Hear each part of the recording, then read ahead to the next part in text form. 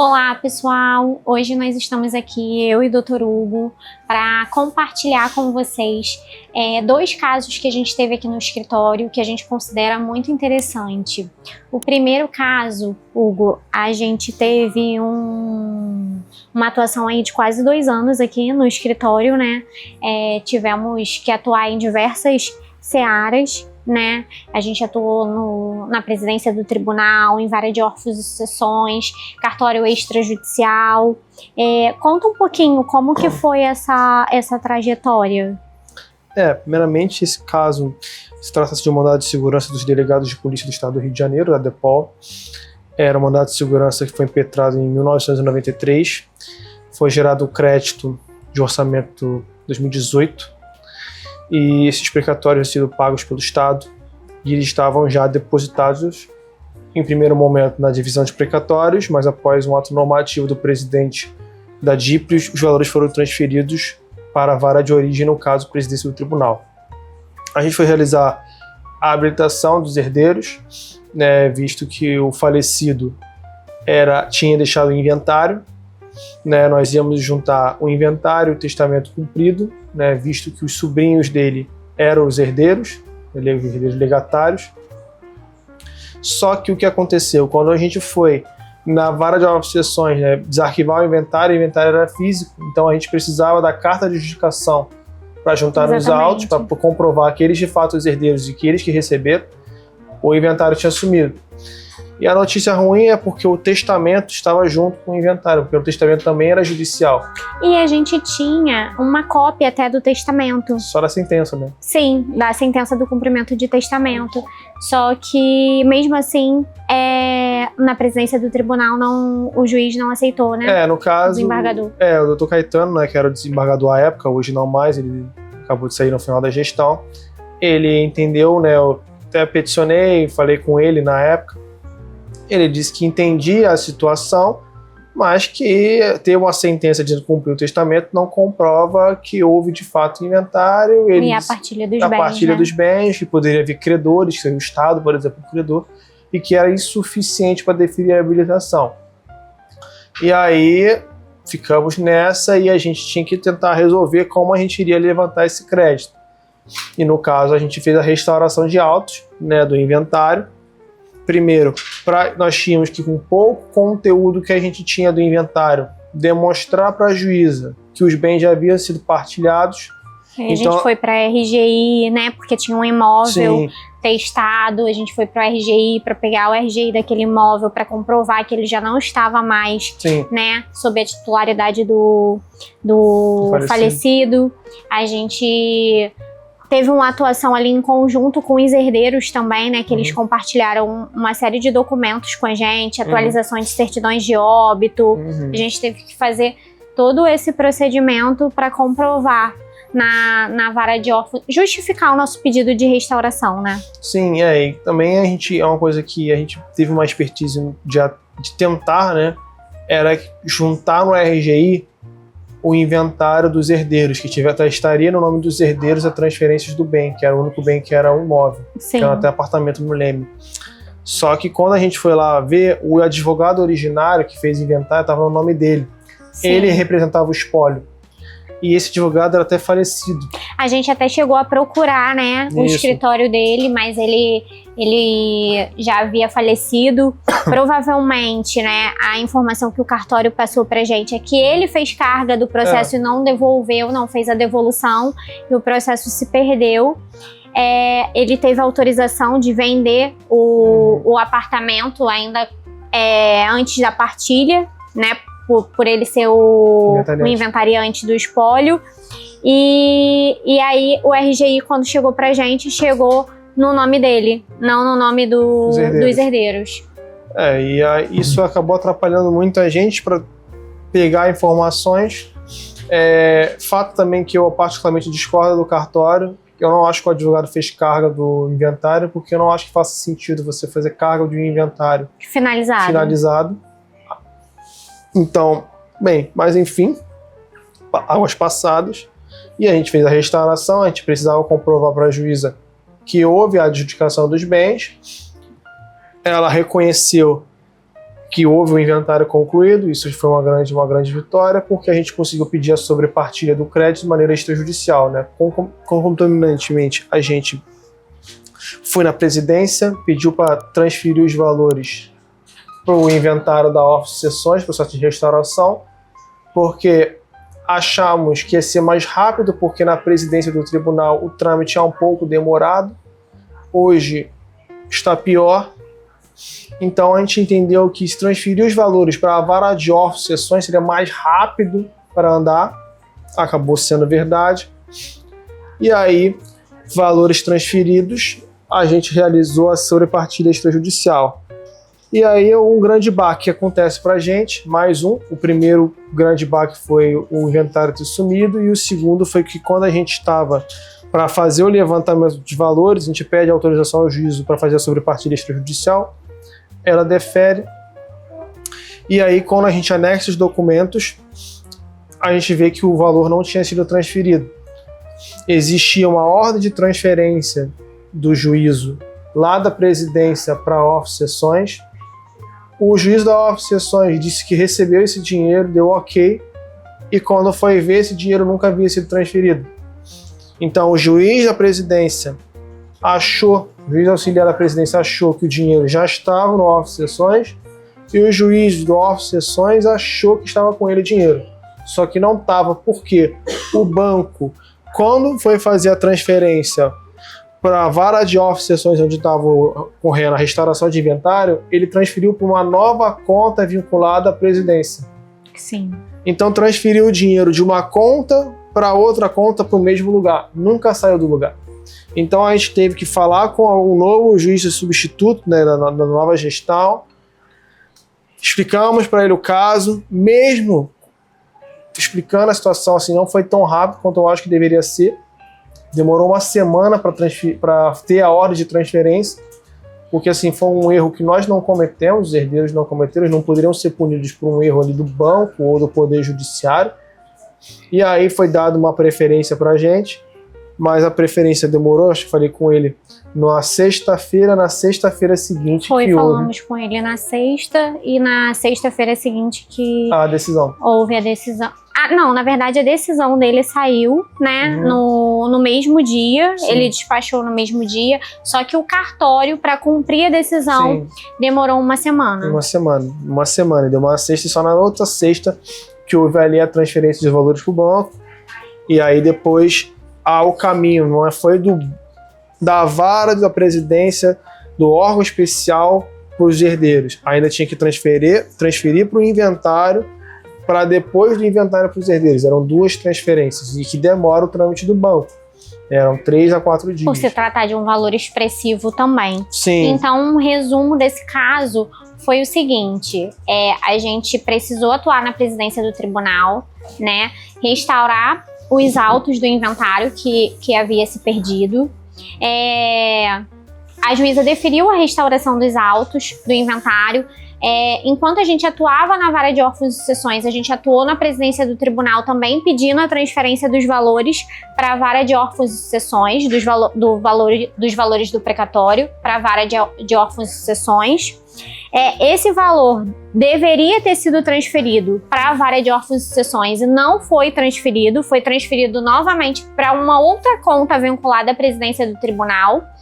A juíza da vara de órfãos e sucessões, ela confirmou a transferência e autorizou que a gente fizesse a sobrepartilha do precatório de forma extrajudicial, somente quando a gente juntou a escritura de sobrepartilha, que foi lavrada num cartório extrajudicial, para pedir o levantamento dos valores que a juíza disse que estava na vara de órfãos e sucessões, que a gente descobriu que os valores não estavam lá, né? Porque ela deferiu o levantamento dos valores. É porque elas pedem um alvará de levantamento. Sim, ela deferiu, e quando o cartório foi emitir esse alvará, que a chefe de serventia falou: doutor, o dinheiro não tá aqui.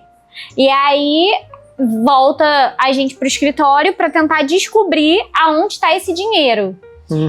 E aí imprime papéis, contas, vai no banco para tentar descobrir onde estava esse dinheiro, e foi um trabalho do escritório que descobriu que o dinheiro ainda estava lá na vara de órfãos e sucessões. Na presidência. Na presidência do tribunal. Que o dinheiro ainda estava lá na presidência do tribunal. Porque o banco não havia comunicado a transferência, né? O banco só comunica a transferência quando a gente vai no banco questionar onde estava o dinheiro. Sim, exatamente. E aí o banco vai e informa a presidência que tinha transferido para conta de novo vinculada à presidência. Um erro, assim, gravíssimo do Banco do Brasil, da serventia também, da vara de órfãos e sucessões, que confirmou que o dinheiro estava lá, sem ter a plena certeza que esse dinheiro estava lá.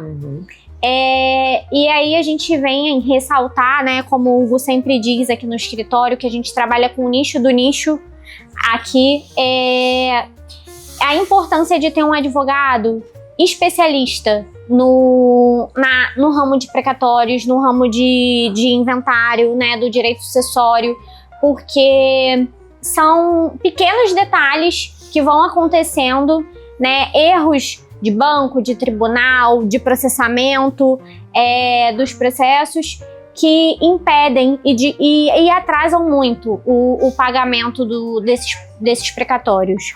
Sim, verdade. Foi um trabalho muito longo pra gente, muito desgastante emocionalmente, né? Porque primeiro a gente trata de 2 herdeiros de mais de 70 anos de idade, que estão muito mais pro final da vida do que o começo, então são pessoas aposentadas. E os valores são bem expressivos, R$1,5 milhão. E o pior de tudo são os erros de comunicação e que o banco, quando a gente foi no banco, o banco foi bem rápido em nos ajudar, né? Mas infelizmente nem sempre todos querem ajudar. Na office sessões o pessoal foi muito gente boa, resolveu rapidamente, o máximo possível, às vezes assinou nos mesmos dias, quando estava corretas as coisas, o processo foi remetido à conclusão rapidamente. Mas na presidência do tribunal, assim, foi bem, bem ruim. Não pela parte do gabinete, o gabinete foi até bem simpático. Mas o cartório, assim... E assim, quando, na verdade, não deveria ser uma ajuda.